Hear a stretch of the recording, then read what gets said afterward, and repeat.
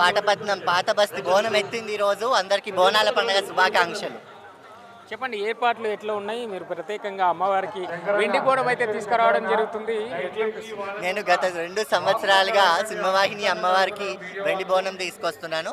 అంతకుముందు అందరిలాగే పసుపు కుంకుమ బోనం తీసుకొస్తుండే.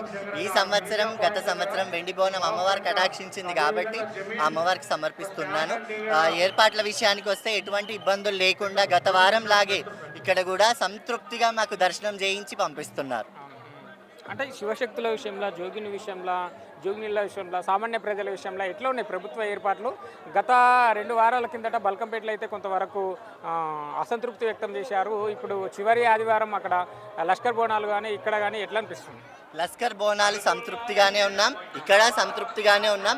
బల్కంపేట్లో కొంచెం మాకు ఇబ్బందులు అయినాయి. అది కొంచెం పోలీస్ సిబ్బంది మా గురించి గ్రహించి, మా కష్టాలను చూసి, మా బాధలను చూసి దిగివచ్చి మాతో మాట్లాడి ఒక మీటింగ్ ఏర్పాటు చేసి ఒక కమిటీలు వేసుకొని మా కోసం ఇంత సౌకర్యాలు సంప్రదించిన మా కోసం గవర్నమెంట్కి చాలా కృతజ్ఞత మేము తెలియజేస్తున్నాం. అంటే సామాన్య ప్రజల విషయంలో ఎట్లా ఉన్న ఏర్పాట్లు, ఇంకా ఎలాంటి ఏర్పాట్లు చేస్తే బాగుందని భావిస్తారు? ఇప్పటి వరకు ఉన్న ఏర్పాట్లు మాత్రం సంతృప్తిగానే ఉన్నాయి. ఆలయం చాలా చిన్నది కాబట్టి వచ్చే భక్తుల సంఖ్య పెద్దది. అందుకే కొంచెం ఇబ్బందులైనా అమ్మవారి దర్శనం కొంచెం ముందు వెనక అందరికీ జరుగుతుంది. ఆ విధంగా భక్తులందరూ అనుకొని రావాలని మనస్ఫూర్తిగా కోరుకుంటున్నాను. ఇక్కడ ఈ ఆలయం గురించి, అమ్మవారి గురించి మీరు ఈ అమ్మవారి గురించి ఏంటంటే, నేను 9 సంవత్సరాల నుంచి తెస్తున్నా బోనం. మహిమలేంది ఏది చెయ్యమ్మను.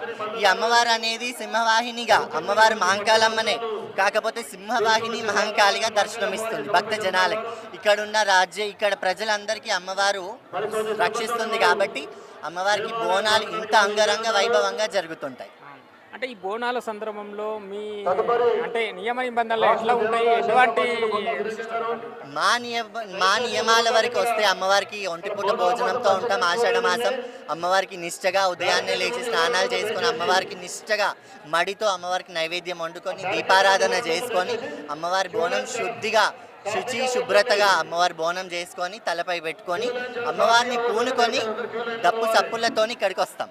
అంటే ఇక్కడ ఈ బోనాలలో ఒక లష్కర్ బోనాలు కానీ, బల్కంపేట అమ్మవారి దగ్గర కానీ ప్రత్యేకంగా ఈ వెండి బోనం తీసుకొచ్చారా, లేకుంటే ఇక్కడ అమ్మవారికి వెండి బోనం కానీ దీని ప్రత్యేకత ఏంటి? వెండి బోనం ప్రత్యేకత అనేది ఏది లేదు. కుండ, రాగి పాత్ర, కంచు పాత్ర, వెండి, బంగారం వరకు వచ్చాయి. గత ఆలయాలలో అన్నీ నేను పోయిన వారం చూసుకున్న అన్ని అమ్మవారికి పసుపు కుంకుమ బోనాలే చేశాను. ఇక్కడ సింహవాహిని మహంకాళికి మాత్రం వెండి బోనం తీసుకురావడం ఒక కల్చర్ లాగా అయిపోయింది. ఏం కోరుకున్నారు? ఈ రానున్న 5 ఏళ్లలో ఎట్లా ఉండబోతుంది? రాష్ట్ర ప్రభుత్వంలో ప్రజలు ఎట్లా ఉండబోతున్నారు? ఏం కోరుకున్నారు? లోకా సమస్త సుఖినో భవంతు అని అమ్మవారిని ప్రతి శివశక్తి కోరుకుంటాడు. అదే నేను కూడా కోరుకున్నాను. గవర్నమెంట్ ఇట్లానే అన్ని మార్పులు చేర్పులు చేసి ప్రజలందరి లోట్లు తీర్చాలని అమ్మవారిని మనస్ఫూర్తిగా కోరుకున్నాను.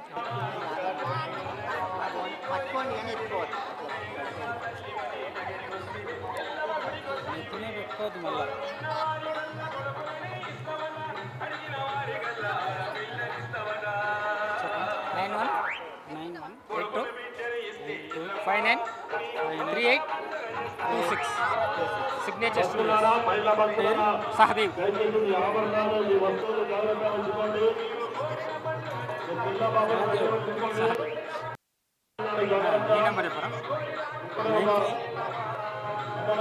ఎన్నో క్లాస్ నువ్వు?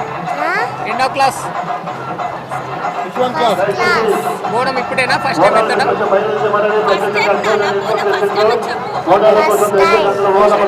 ఏం కోరుకుంటావు అమ్మవారిని?